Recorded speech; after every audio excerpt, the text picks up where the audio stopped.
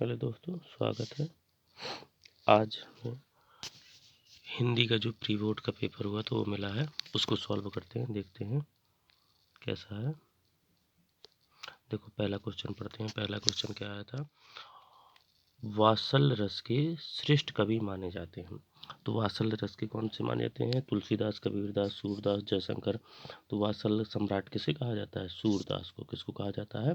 सूरदास को। ओके, अगला क्वेश्चन क्या आया था?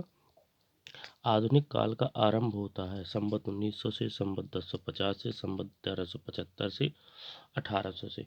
तो आधुनिक काल कब से माना जाता है? 1900 से। कब से माना जाता है? 1900 से। अगला क्वेश्चन क्या था? लय तुक यति गति मात्रा चरण से युक्त रचना क्या कहलाती है? सबको पता है, छंद कहलाती है। क्या कहलाती है? छंद। छंद की परिभाषा है तो भी यही लिख देना है। लखनवी अंदाज में व्यंग किया गया है धनी वर्ग पर, नेताओं पर, पतनशील नवाबों पर, व्यापारियों पर। तो लखनवी अंदाज में किसमें किया गया है? पतनशील नवाबों पर। अगला क्वेश्चन पढ़ेंगे। अर्थ के आधार पर वाक्य कितने प्रकार के होते हैं?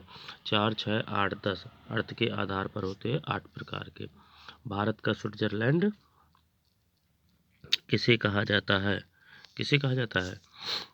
यूमथांग को, खेदुम को, कटाव को, किलांग कटाव। अगला क्या आया था? रिक्त स्थान आए थे। क्या आए थे? उसमें भी ऑप्शन दे रहा था। बहुत अच्छा आया है इस बार का प्री बोर्ड वाला पेपर। तो कैसे गाँव मधुर चांदनी की उज्जवल, हाँ यही है, उज्जवल उज्जवल गाथा कैसे गाँव, यही वाला। ठीक। अगला क्या आया था? वीर का। वीर का सबको जानता है, उत्साह होता है। वीर रस का स्थायी भाव क्या होता है? उत्साह होता है। अगला क्या है? अलंकार में अप्रस्तुत कथन के द्वारा प्रस्तुत का बोध कराया जाता है। तो वहाँ पे कौन सा होता है? अप्रस्तुत के द्वारा जब प्रस्तुत कहो तो वहाँ अनियोक्ति होता है। क्या होता है? अनियोक्ति। अगला, बाल गोविंद भगत के गीतों का भाव व्यक्त होता है प्रभु मिलन में कि वियोग में? तो प्रभु में मिलन में।